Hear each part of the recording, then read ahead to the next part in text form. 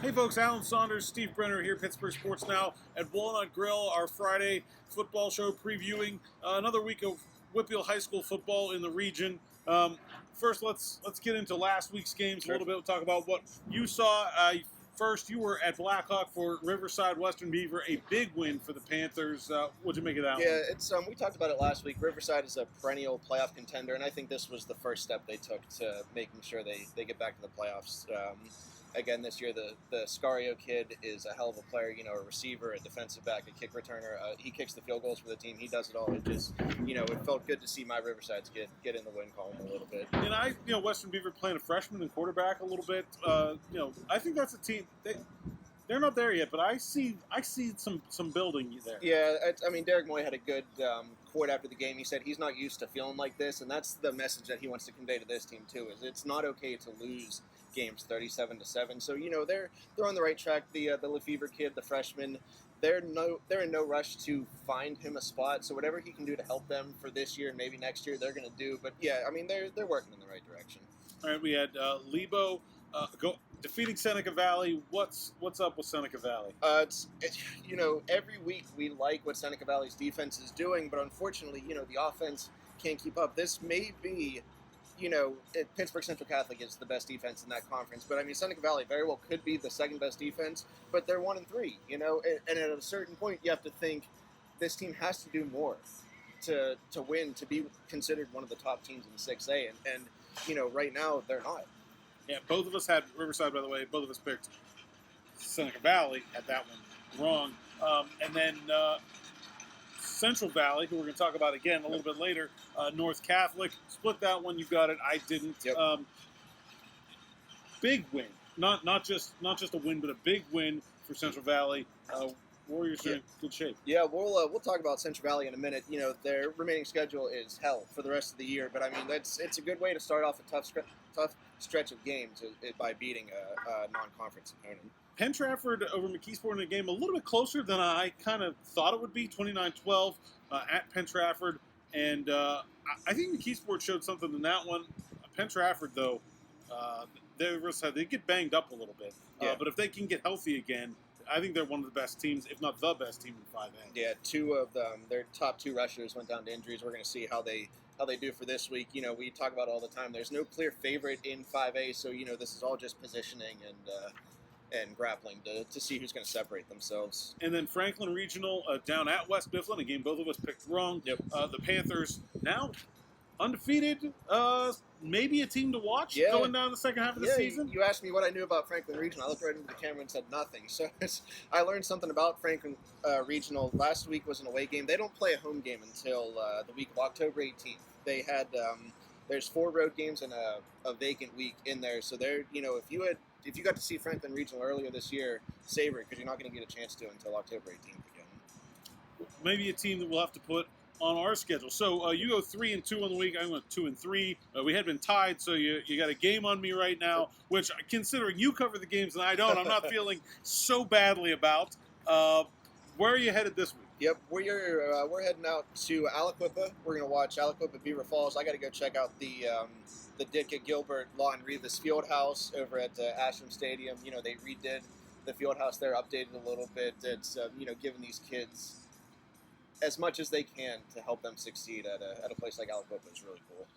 Yeah, I haven't seen it yet, but I've heard it's gorgeous. I saw some pictures on Twitter, and what a fun place to watch a game. Also, just in general, the atmosphere there is always fantastic.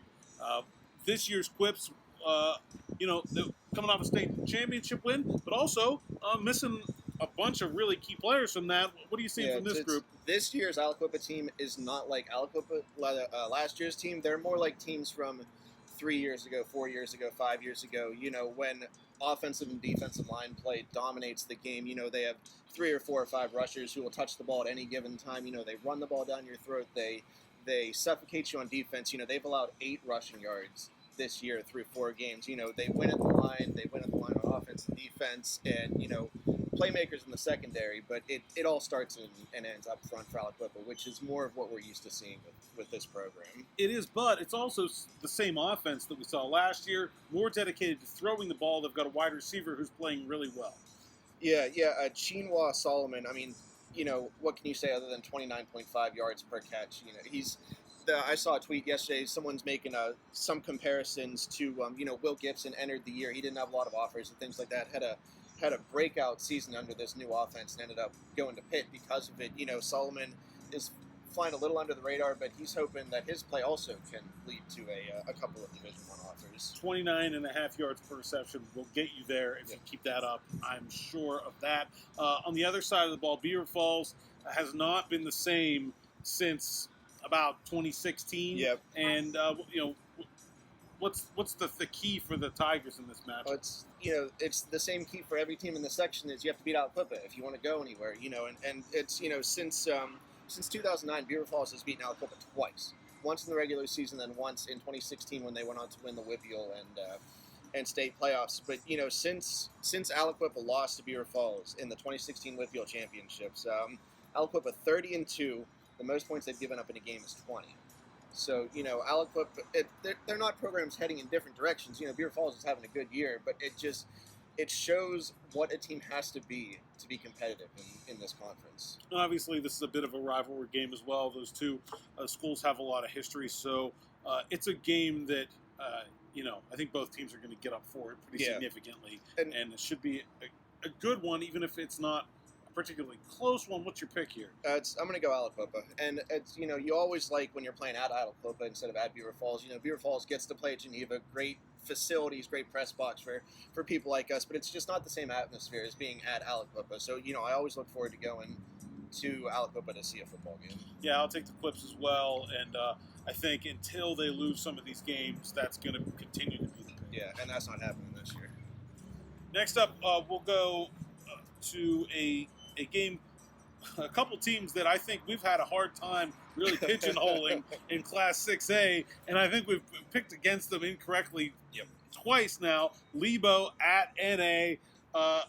Is the winner of this game in there, in that conversation at the top of 6A? I mean, they're all in there at the top of 6A. Central Catholic is still in there. One loss does not a season make for Lebanon, for Central Catholic, we even mentioned Seneca Valley has a few losses, but I mean, they all make the playoffs, so it all depends on what your draw is like, and what we're doing now is determining seeding, and Mount Lebanon getting a win over Seneca Valley, maybe they'll get a home game, maybe they'll get 2 home games if they can win this one, so Mount Lebanon is heading in the right direction under Palco. And I think this game it was kind of a similar challenge as Seneca Valley, but the difference to me is North Allegheny's running game, I think, can be a significant difference maker in this game where Seneca Valley wasn't able to really get it going. Right, yeah. If we would have predicted the final score last week for Mount Lebanon and Seneca Valley, we would have said 10-7 or something like that, But in a game like this, the higher score could still benefit North Allegheny. They have an amazing defense, but we don't know that much about Mount Lebanon's defense. So if the score gets up there in the 20s and the 30s, we'll see if Lebanon can continue to score against that NA defense. What are you thinking in this one? I'm going to pick NA, just on tradition and everything. NA winning the section last year. If Mount Lebanon can pull this one off, then we'll change the picks next week, but we'll go NA this week. Yeah, I think I'm going to go NA as well. I just think, first of all, at home does make a big difference.